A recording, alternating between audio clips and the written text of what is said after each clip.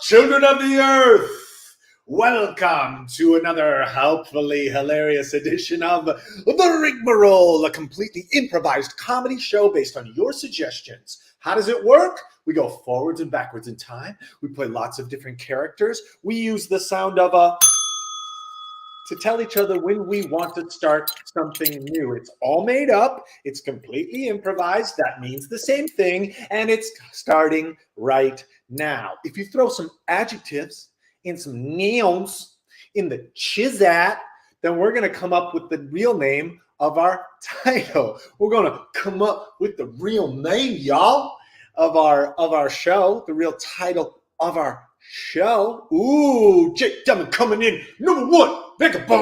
Oh, Vagabond. Yeah, Vagabond's hot. I'm liking Vagabond right out the gate. That is hot. Cold, whale, bold, chilly, whack, fold. Chad, I'm sensing a theme. Potato, Irish. What else? Hold, kindly. Slippers. Barn. Old. Irate. Banana. Hose. Capable. Stupid. What? Iridescent. Oh, philodendron. Yeah. Horseman. Hiker.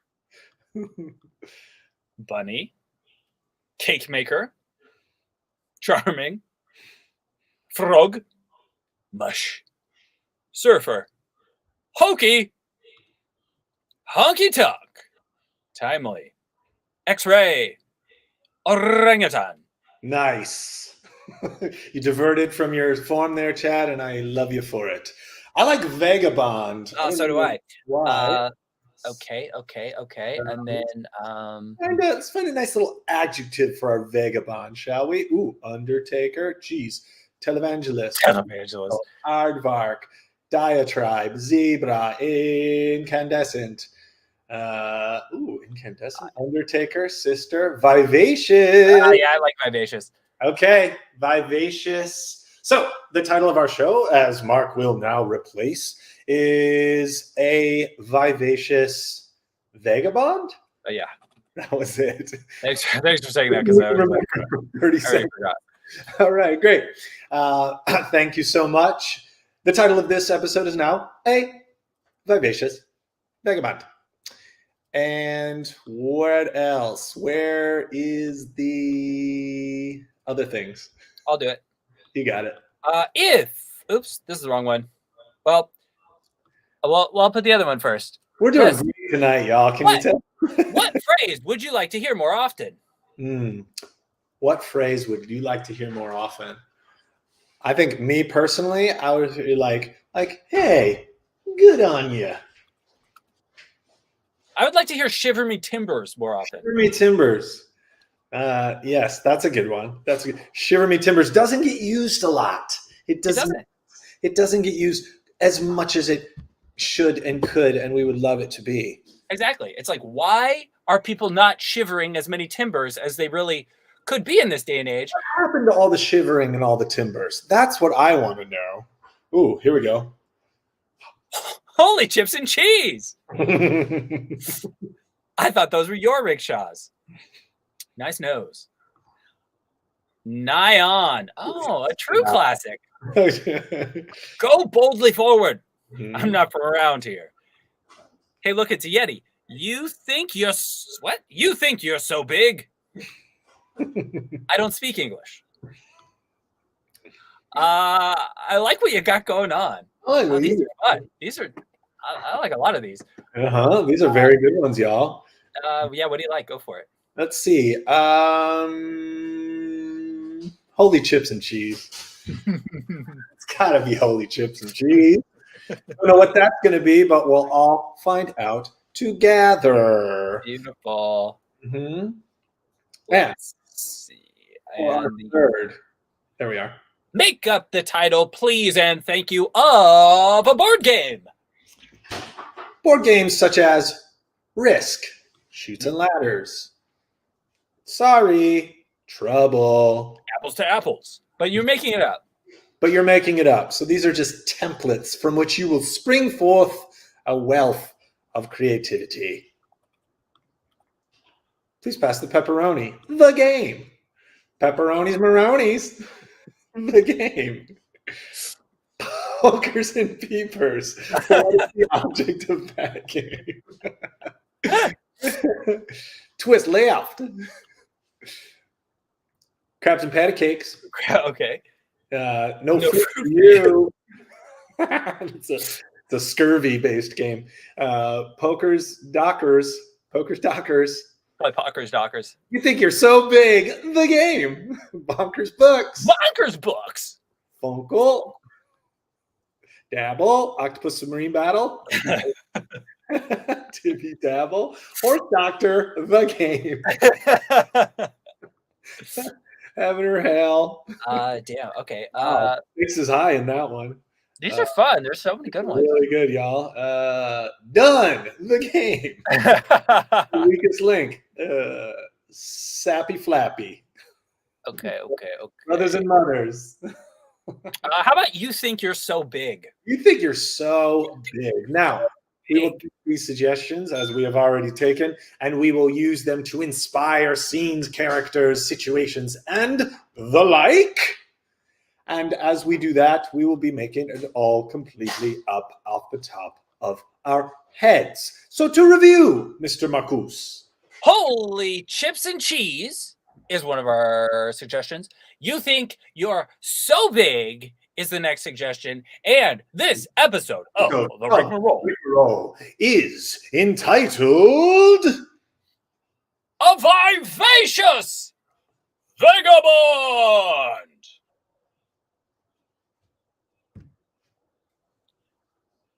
Harold was a vivacious fellow. Ha ha! Whoa! He liked to stand on the corner and wave as he flipped his coin and cars passed by. Oh, wow! Coin flipping was more than a habit for Harold. It was a lifestyle. It was how he would decide many things in his daily life. But it was also a form of entertainment. Like a gambler who gambles as a career. Just as an aside. Today, Harold was trying to decide where he should eat for lunch. Hot dogs or baklava? Baklava's heads, hot dogs' its tails. He flipped the coin into the air, and it spun and spun. Heads, tails, heads, tails. He felt as though George Washington could see him as he looked deeply into his eyes. Oh, the president, he thought. What was it like to be the first president?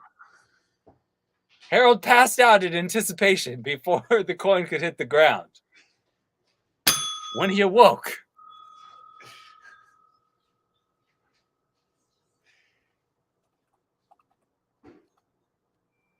the choice had been made. What's with the Big Donnie's baklava? Hey, Big John. Holy shit, Harold! It's me again. Sorry about the blood coming on my forehead. I flipped the coin, and it's awfully sharp. Hit me right on the forehead. Go, Harold, what I say about sharpening the edges of that coin? Something you handle so much shouldn't be so sharp, but... Thank you. You always know your baklava, and you know your coins. That's one thing. Okay, I'll take a number 3 supreme baklava spread with a side of carne asada, and I'll take a baklava shake with wheatgrass. Okay. And baklava poutine. You know, Harold, you know what I appreciate about you? Is you explore the menu. Some people come in here, all they want is baklava. That's it. And I say it's my specialty, so I don't take too much offense. But you, Harold, you get the carne, you get the other items that you just ordered. Yeah, the shake, all of it. The side of it. Yeah, I do. You know what? God bless you. Well, I'm vivacious.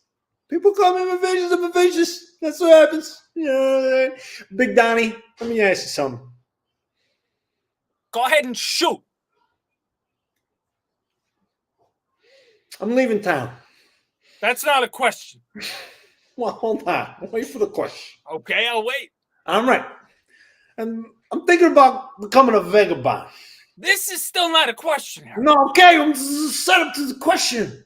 You could have said. You could have said. Let me tell you something, Donnie. You got a baklava restaurant to run. I know you're a busy guy. You got things to do. Baklava layers. Layers. You're a layered life you live. All right. But here's the thing.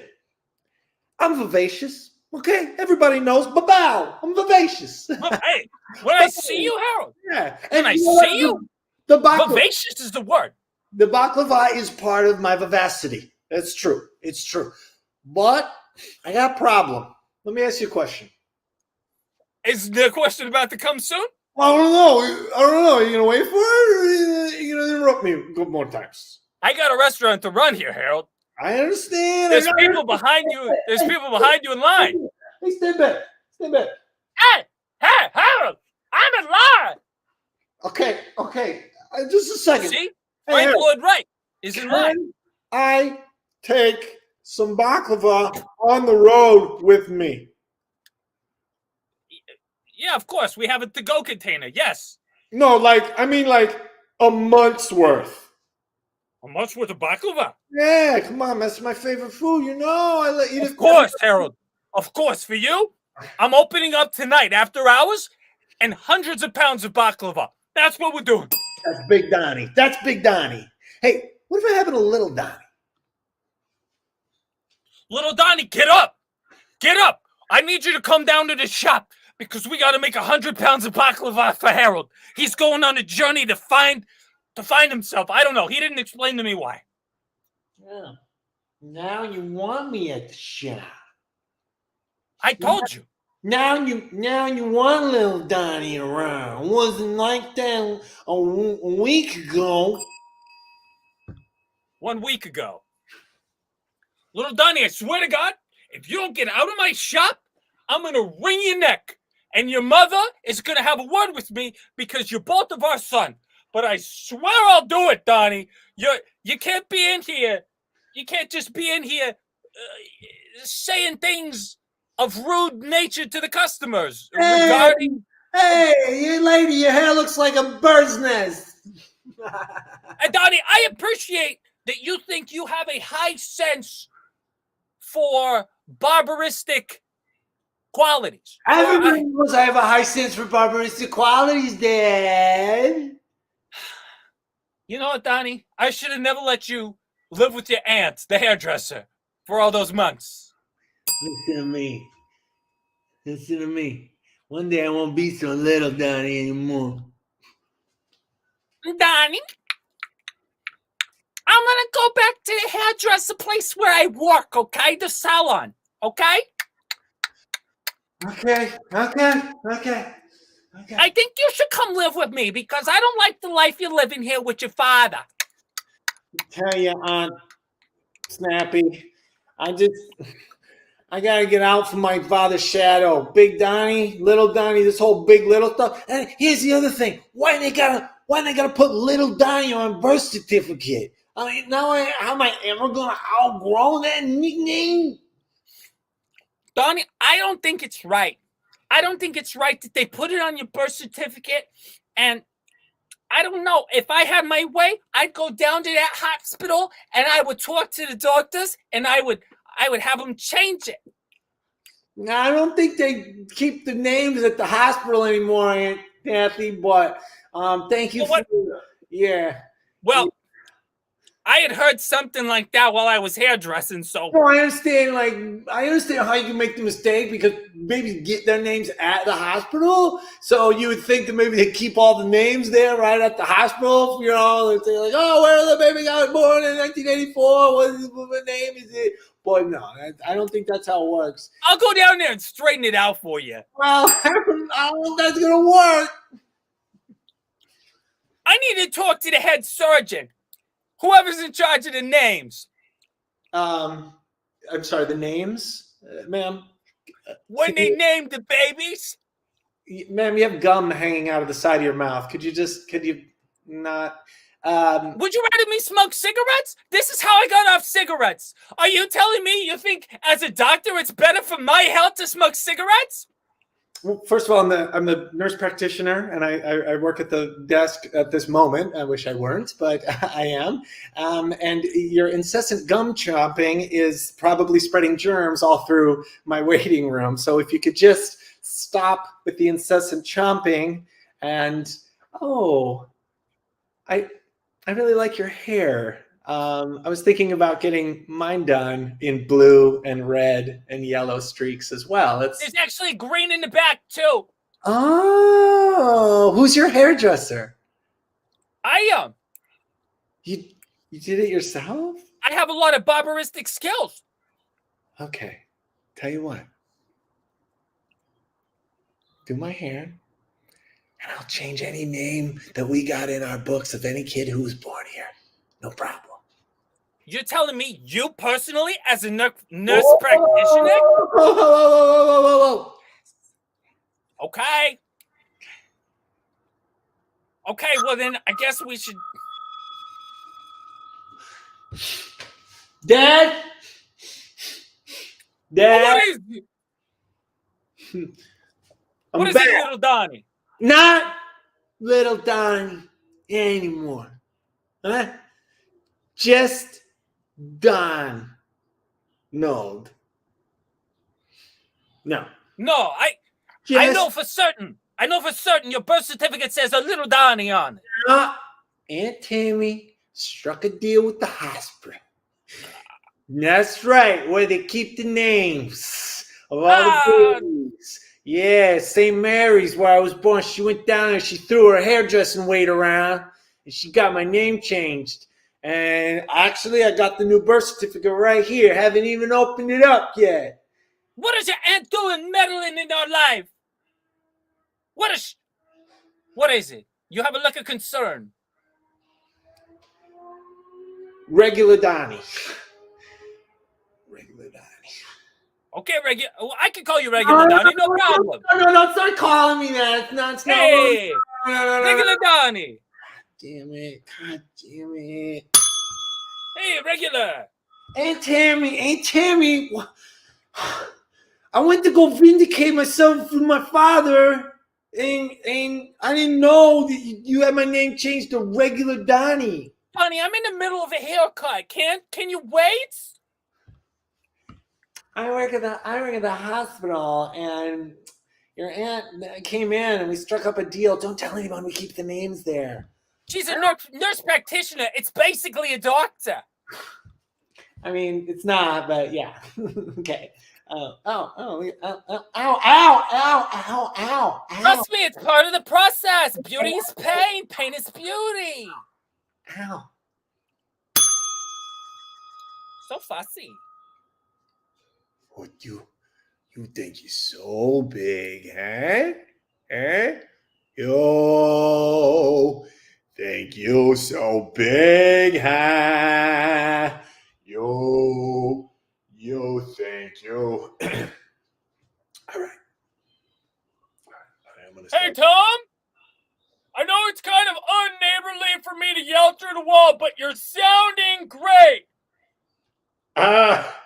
Thanks, Gear. My daughter's communion's coming up, and they asked me. She wants me to make a speech, and I'm just working out some material here for her big communion. Well, obviously I can't see you through the wall. You're using. You know what? Do you want to come back to the back porch and just check out some of what I got? What I've been working on. Hold on. I need to know the picture first. Are you using material like linen and leather and stuff like that, or what do you like a comedian material? Just come around to the back porch and we'll be able to talk better. Okay, but there's kind of been a lot of mosquitoes out lately. Can you light the citronella candle before I come out? Sure, I'll come out. I'll light it up. Okay, I'm on my way. I'm gonna stop by the kitchen and get some water. I'm a little thirsty. Okay, it sounds great. God. You want anything? God, these walls are really thin. Do you want anything? No, I'm good. I'm good, bud. Thanks. I have lemonade. You have a cheese Danish? Let me look. Yeah, I got cheese Danish. Coming right up. I love to have it. Just filling up my water. It's about 3/4 full. Hey. Congratulations, my daughter, Gwendolyn. Gwendolyn, you're growing up faster than anyone ever thought you would. Not so used to public speaking, but my little girl wanted me to make a speech, and I got my neighbor to help me out with it. So, Gwendolyn, stop hiding your face. I'm the neighbor that helped. This is him. This is my next door neighbor. We enjoyed a cheese Danish while this spiritual poem was written. You know what? Why don't you just come up? Why don't you just come up here and help me with it? Why don't you just come up here and help me with it, bud? Okay? I could never take your big moment. Please go ahead. No. You know what? He wrote half this stuff. He gave me some great notes. He gave me some great jokes, and I can't take credit for all this. Gwendolyn, this is going to be your new godfather. This guy. He really helped me out on this one here. You'd never go against the family. You never go against the family. Oh, right. Sorry. You think you're so big, huh? You never go against the family. That's from The Godfather. Everybody know that one? It's a movie. I think one of Martin Scorsese or Sam De La Lucia. Hey, Jeffrey Princeton. Why are you not listening? Jeffrey Princeton, are you not? Wake up. Sorry, it's a late night. No, Jeffrey. No, don't go home. No, just stay up all night with me. Stay up all night with me, Jeffrey. What do you have Miranda, to do? you're alluring and beautiful. But tomorrow is my niece's qualification at the church. Jeffrey, you don't have to go to that. You stay with me, Jeffrey. Stay up all night. How about I'll do both, and in the morning, I'll put in my best effort to stay awake in the church. Jeffrey, if you don't stay with me tonight and keep me safe from these ghosts that live in my attic, then I'm not gonna shine your shoes anymore. No, I can't go back to paying for a shoe shine. You know I'm on a very fixed income. Please, Miranda. Whoa. Who goes back at my shoe shine shop? I don't know, bud. We're all booked up till next year. Hey, Harold. Maybe you just flip your coin and it lets me get a shoe shine. Please, Harold. I need this shoe shine. Okay. If I go into work with scuffed shoes, they'll end me. Only because I'm thinking about becoming a vagabond, and I'm thinking about going on the road with my vivacity. Got it? And vivacity you certainly do have, Harold. Thank That's you. for life. All right. But what I really want to be is a vivacious vagabond.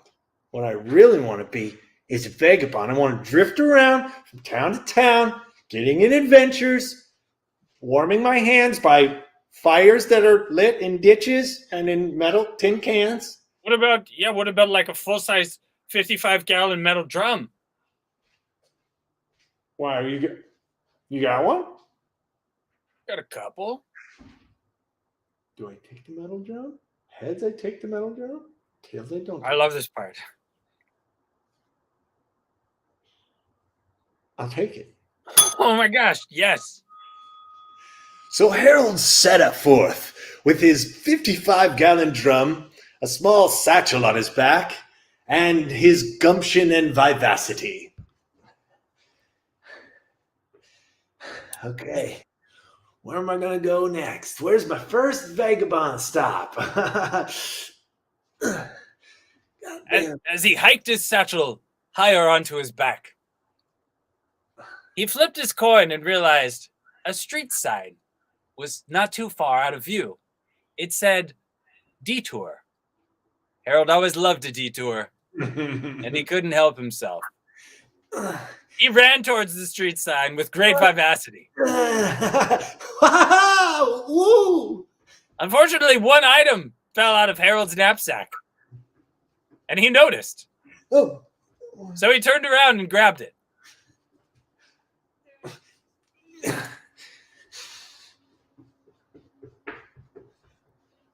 Hey, you dropped that! I know. How are you? Oh my gosh. Harold, I am great. Actually, I've been watching you for a while. And as the town's prime minister, I want to invite you to my home, a place of great intrigue. Prime Minister Johnson, is this a way to try to get me to stay in Bellsville? Harold, if you leave Bellsville, we won't only lose a great shoe shine. We'll lose a man with such vivacity that the city was named after him, as far as being called the most vivacious city in the world. Okay, so comes down to these three. Vivacious committee. We've got Wesley. Yeah. Okay, just Wesley, just. Okay, we have Wesley. No one react. These are our top three contenders. We have Eau Claire, Wisconsin. Okay. We have Jackson Hole, Mississippi. No one react. And we have Bellsville, Colorado. Okay? Wesley, do not tip your hand. That's better. So what we're going to do is we're going to show our hands. Wesley, you're turning red. Wesley, you really got to keep it under control.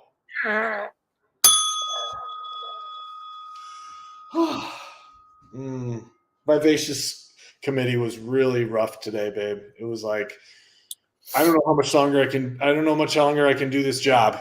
Was it Wesley again? Yeah, Wesley, just, it's like he can't even keep it together for one meeting. You know, we're trying to figure out what's the most vivacious city in America, you know, and who makes it vivacious. We have a lot of stuff to cover. Okay. I got vivacious people all over the map. Okay. Hey, it smells like it's burned.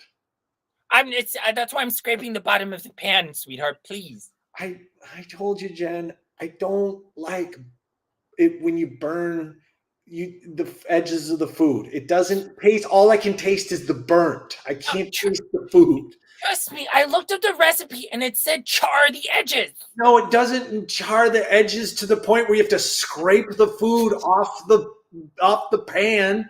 That's not what it means. Charred is like a term in culinary arts that means like crispy, extra crispy, essentially. Sweetheart, you may be the prime minister of this city, but I'm the prime minister of this kitchen.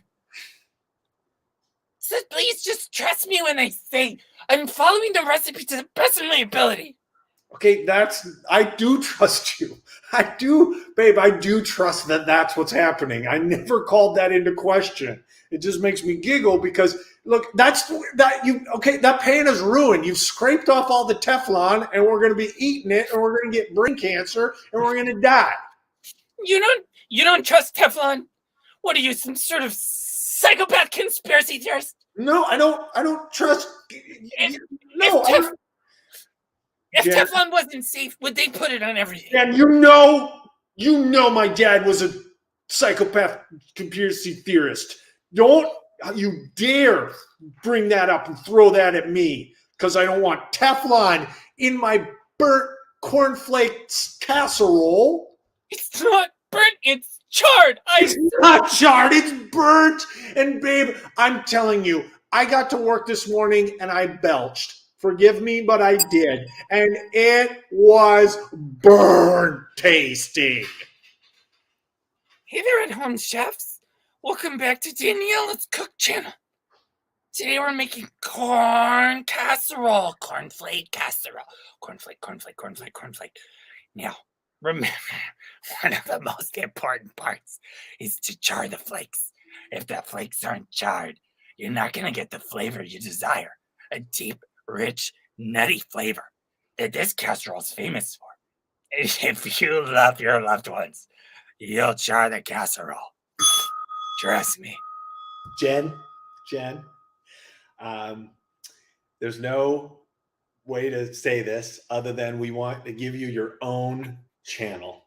You're such a great chef. You're such a culinary wizard.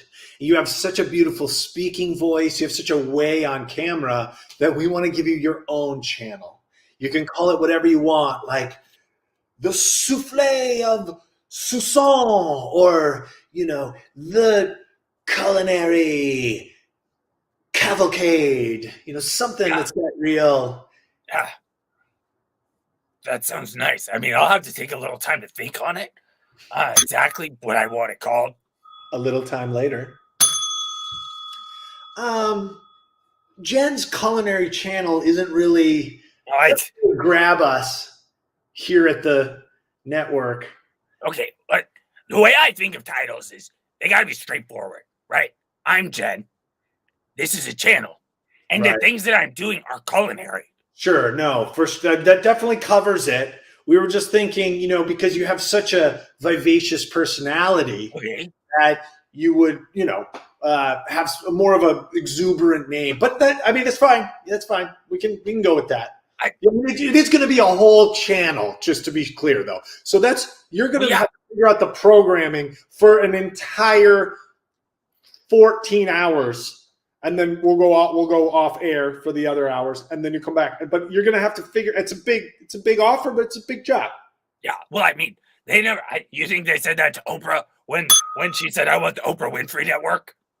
Stay tuned after Jen's culinary food makeage for Jen's cousin, Bilber, who will be showing you how he likes to enjoy hot wings.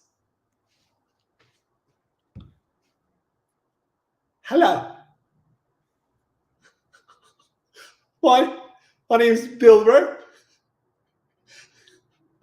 My cousin Jen called me yesterday. And she said, I need someone to fill time on my channel. Bilber, step into my office, please. Yeah. Bilber, I'm going to leave the lights off because you don't even deserve to see me. Okay? Jen, is this about the first episode of I Can Do Better Tomorrow? Jen. Bilber, this is 100% about the first episode. Jen, Holy chips and cheese. That was horrendous. It was. You're right. It was. But Jen, first of all, you're the master. Jen, where are you? I'll turn the lights on. I'm feeling for you. The lights are on. Oh. Jen,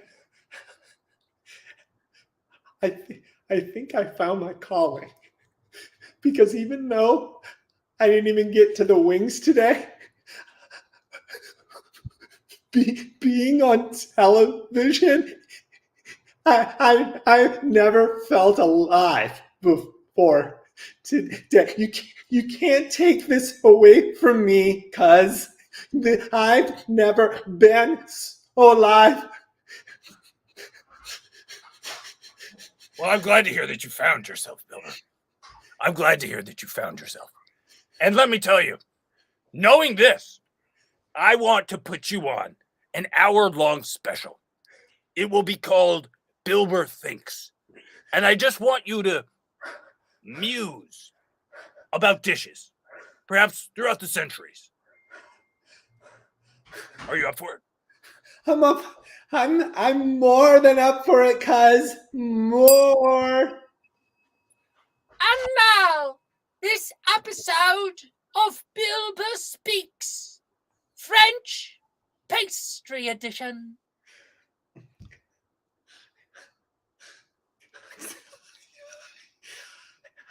Hi. So, people watching me on the television. Action. Hello. And welcome to Bilber Thinks. Sorry, we changed the name. Bilber Speaks. French Pastry Edition. I'm Bilber. Jen, the proprietor of the channel's cousin.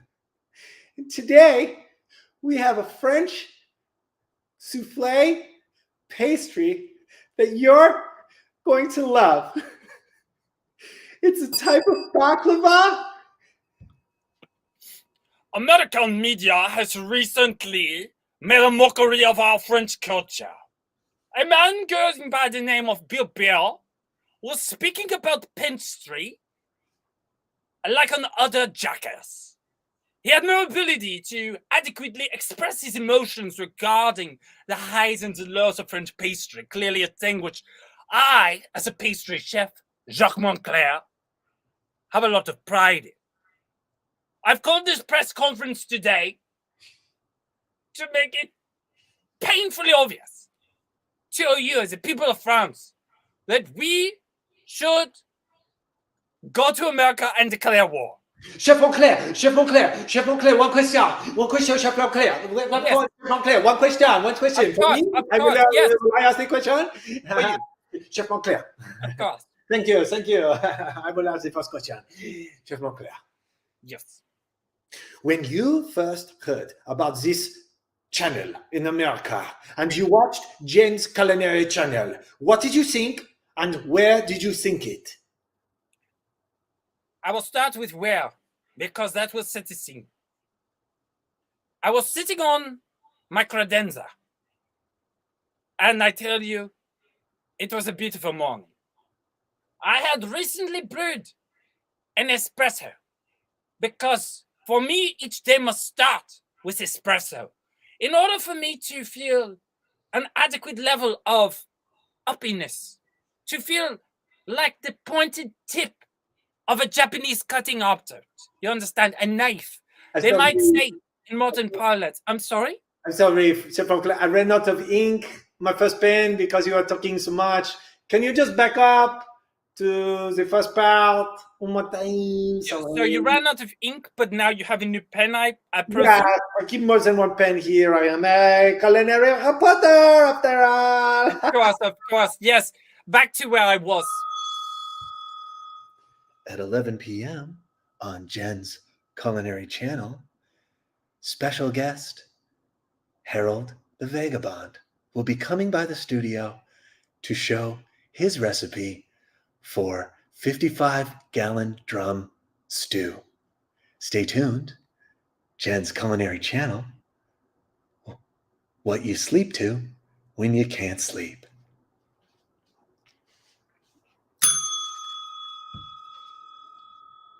Hi, I'm Harold. Hey, welcome in, Harold. So good to have you. I've been vagabonding around, passing through, as a vagabond does. Ba-bow, ba-bow.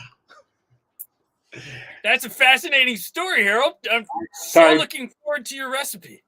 Sorry, just most people where I'm from in Bellsville, when I be vivacious, they comment on my vivacity. I just wasn't sure if that happens in other places. Of course, if that would make you feel better. Harold, you're so vivacious.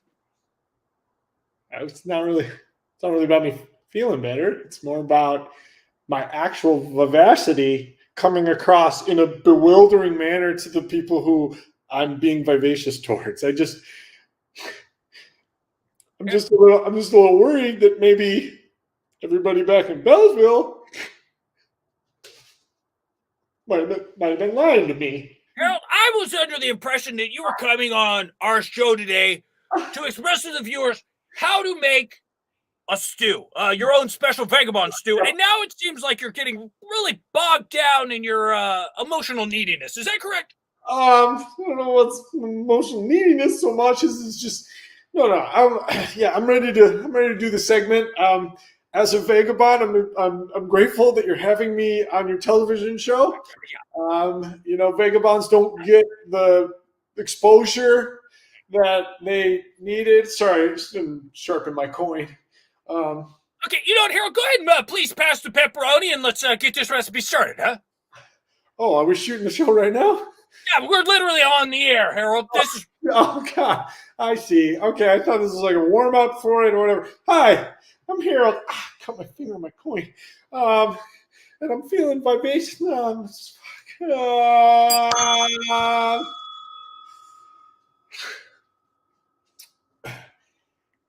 That was it. Harold realized he couldn't cut it out on the road. Vagabonding probably wasn't for him because he was bad at it. He'd gone to one town, gotten on a TV show, yeah, sure. But it had been proven that his vivacity was not what he thought it was. So he tucked tail and he went back to Bellsville.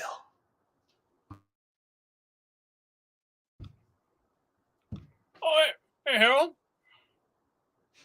Back in Bellsville, huh? Still remember me from last winter? Wish I didn't. Oh, so seems like you're still holding a grudge. Yeah, that's pretty much my thing. I hold grudges, Harold, especially against people who turn their back on their city. The city who loved them so much, who always told them they were so vivacious. I think this city might have lied to me, Rick.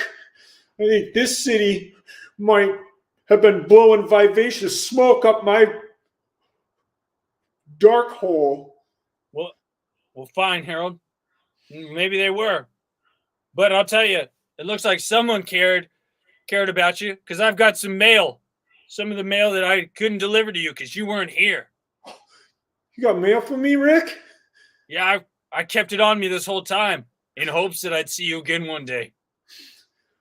You're the most committed mailman in any city that I've ever traveled through. Well, we were good friends at one point. We were real good friends, Harold, and you just up and left. But don't you understand, Rick? I don't want to be some loser who just walks around the same town every day, in and day out. You're kind of describing my life. Sure. Well, yeah. Maybe take the word loser off the front of it. Maybe that. Okay, sorry. Let me redo that. I don't want to be some good for nothing, no dream having weirdo who just walks around the same town all the time. I want to be somebody. I want to flip a coin. You understand you just made it worse. And you actually added more details about how my life is undesirable. You understand that, Harold? Rick, honey, Rick, open the door. Honey, the gun safe is open. And one of the guns is, do you have it in there with you? I sure do. Rick? No. Rick, is this about all that mail you've been carrying about? Well, it's got something to do with it, Deborah. I realized today that people on the outside think my life is not worth living. And if that's what they think, then maybe it's not. It's a one-way people, Deborah. You're not going to be able to see me. Rick, I can see enough. There's no such thing as a one-way keyhole. Peephole. Oh, well. You thought the keyhole was the thing at your eye level? Is that not it? Ah, Deborah. Rick, look, I'm stupid. And you knew that when you married me. If you use that gun to shoot yourself in the body and you don't live, then how am I gonna make it? Deborah. I don't even know what a keyhole is, Rick. You can't Deborah. leave me. You Deborah. can't leave me in Bellsville by myself. Bang. No.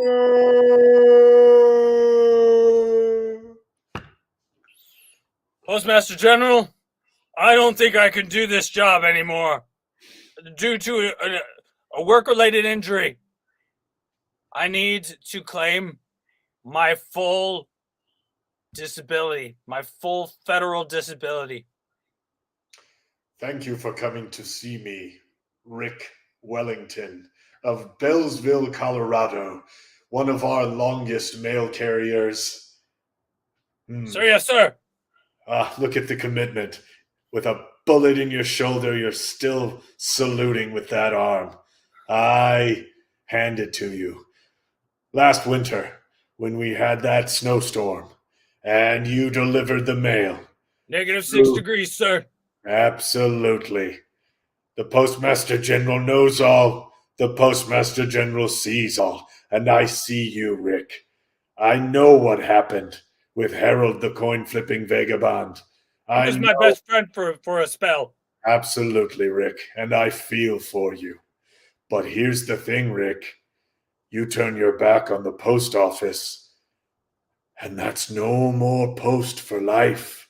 That's no post for your family, for life. Anyone you went to high school with, no mail. Anybody you've ever been a pen pal with, no mail. You have someone in your family in the penitentiary, no mail. No mail! No, Postmaster General, I can't do that to my family, but obviously my shoulder is in no condition to be passing out letters and cards, small packages, flyers and pamphlets. Obviously, I can't go on. Please, I need the disability. Please, Postmaster General. Tell you what, I'll write you a personal check for $17. That should get you through the day. It's a start. I mean, maybe I could go to Subway and eat half now, half later. I advise that. But just remember, no mail. I'll take the honey wheat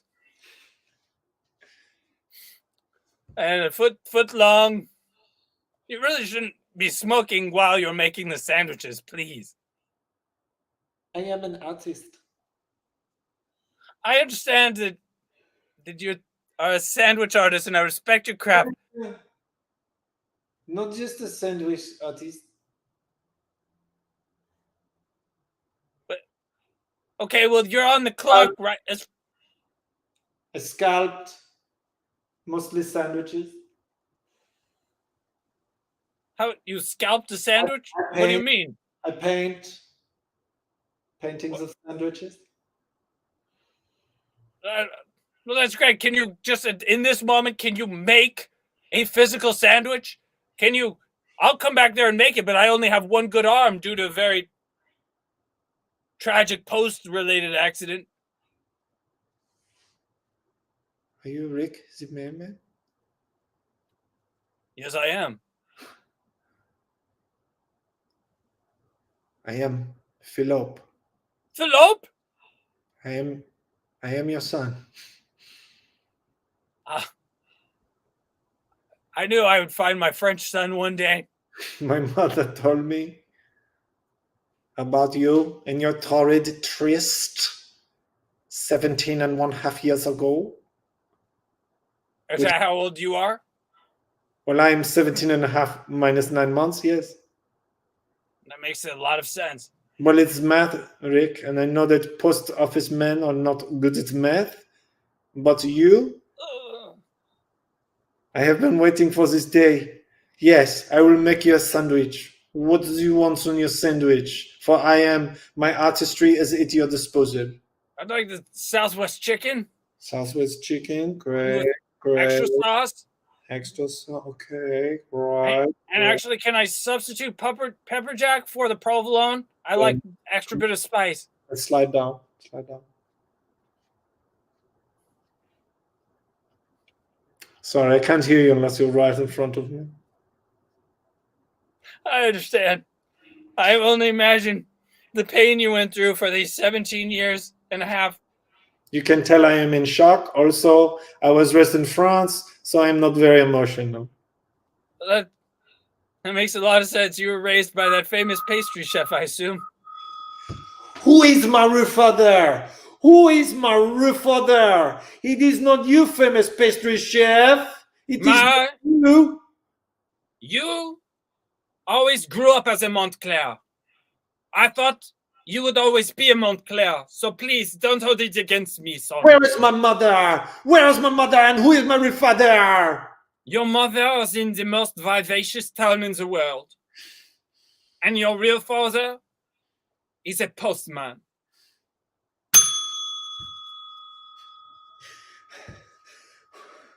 Vivacious cities of America.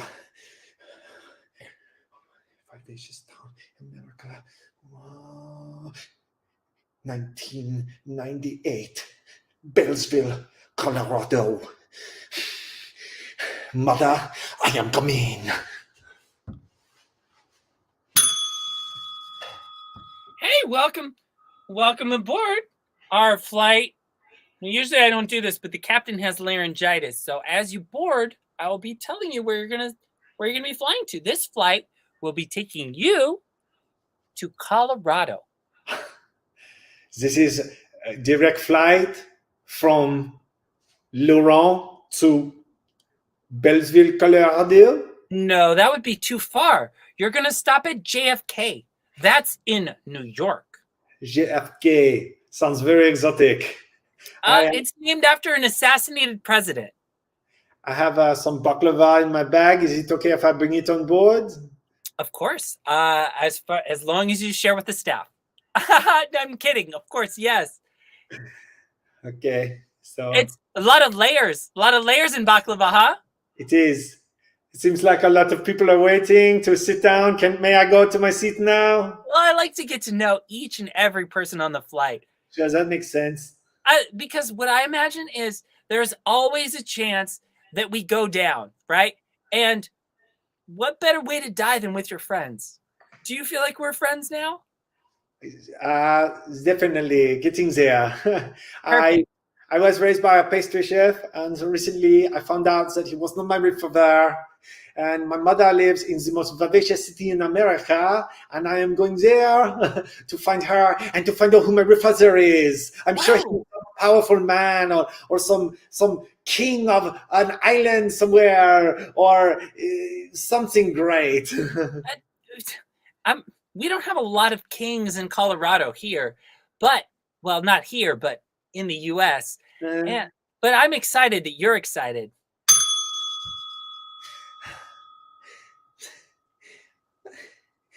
Mom, Dad made that weird speech at my communion, and all he kept saying was, "You think you're so big," and all this, and his friend. I don't want the next door neighbor to be my godfather. Mom,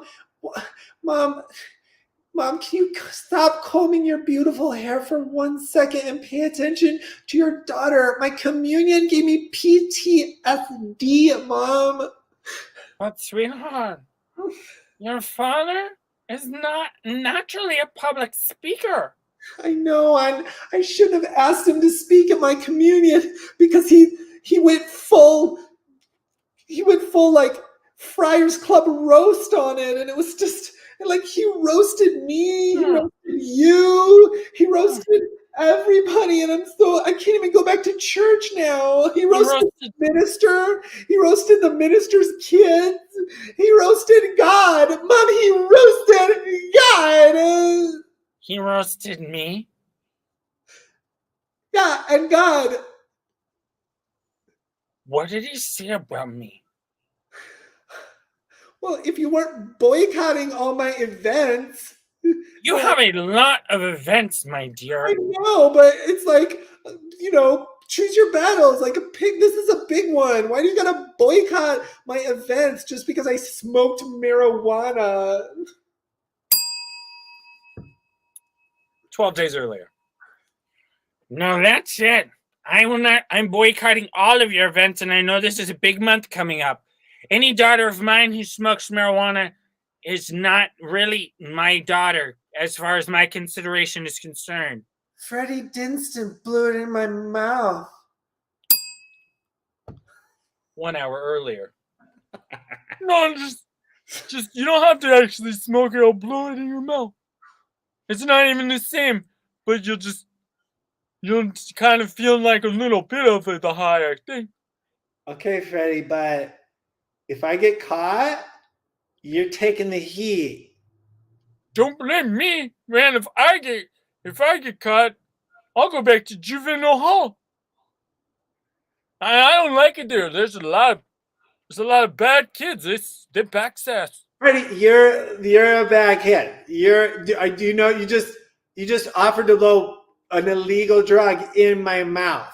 Well, it's only illegal because the man doesn't understand it. That's all. Yeah, I'm the man. I'm the man. Yeah. Well, can I try and explain it to you one more time? I don't understand. I No. I feel like you're barely even listening to We what I'm can't. saying. We will not legalize this drug. You know why? Because I don't understand. Well, but that's why I made this PowerPoint. To try and help you understand. All right. I'll watch your PowerPoint. But I'll tell you right now. Have you ever heard anyone refer to like the man in a good way? Like, oh, the man, he really gets it. Or the man, he really helped me out when I was down. No. I'm the man. No. Okay? And Okay. what I do, me and my brother, the Postmaster General, we run shit. Okay? And we shut it down. All right? Sure. Okay, So, well, go ahead with your PowerPoint. okay, slide 1. Everything you thought you knew about marijuana. That was a picture of my cousin Dylan. He used to grow marijuana in a very large capacity. He's since been murdered by drug cartels. This is a picture of him at his funeral. Lucky for us, they only shot below the waist. Still a lot of blood, though. El Chapo, we got a kid, Dylan, in Colorado. Wow. Hey, he's really cutting in our business. Okay, we gotta take care of this. We gotta take care of this lone wolf up there. Okay, I know. Hey, I don't like killing teenagers either, El Chapo. But this kid, Dylan, he's moving weight. He's moving weight. If he's stepping on our toes, then he's got to go. Okay, I'll take care of it personally. Hey, just make sure. Only shoot below the waist. Let's give him a reasonable funeral. You are brutal and also considerate. Well, I know if I had my son murdered, I would want to be able to have an open casket, at least.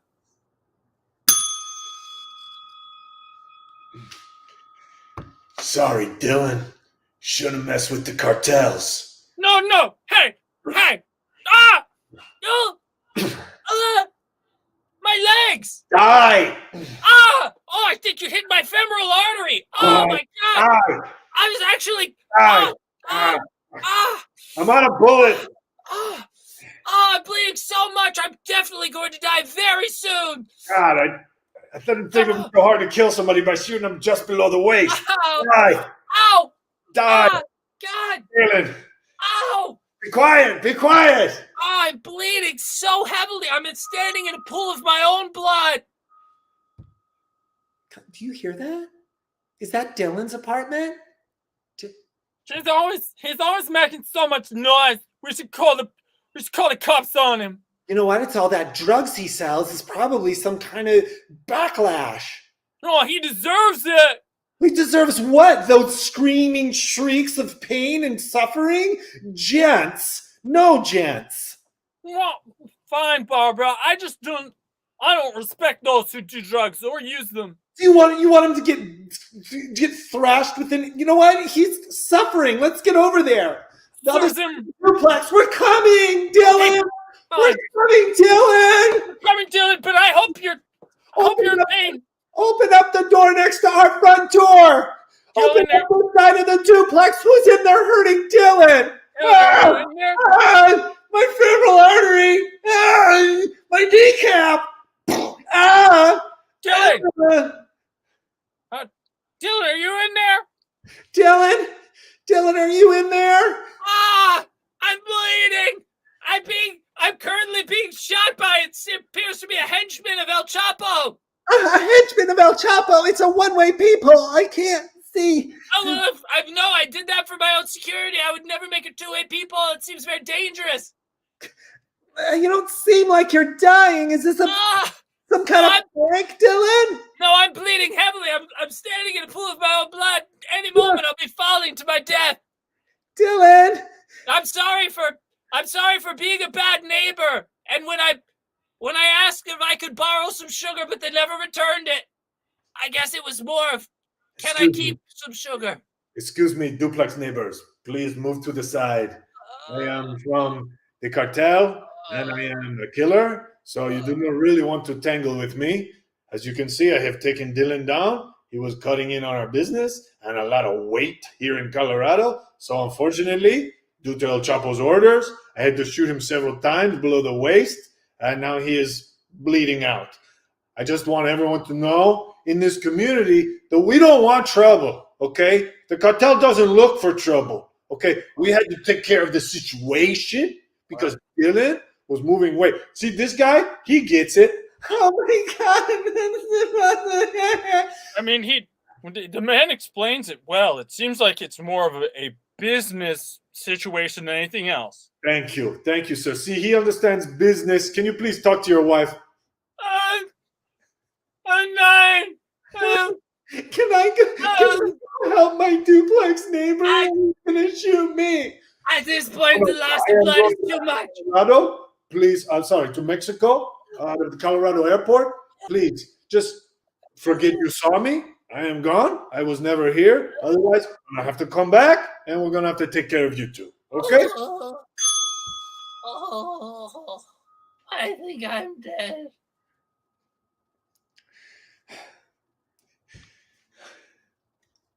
People of Belleville, Colorado, thank you for coming to the Belleville Town Square. As you know, I am Harold. Yay! Thank you. Thank you. Thank you, Big Donnie. Thank you, Harold. It's so good to see you back in the town. I'll tell you something, Belleville residents.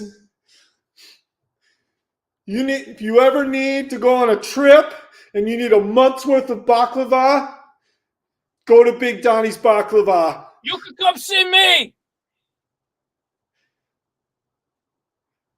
Okay. I have a lot of baklava. Okay, this isn't a commercial for your baklava, okay? I have something to say to the people of Belleville. You guys lied to me. You said I was vivacious. You voted me most vivacious 3 out of 4 years. And when I got to the next town and I started vagabonding, flipping my sharp coin, carrying my drum around, starting little fires, I even got on a TV show. I found the truth. I'm not vivacious at all.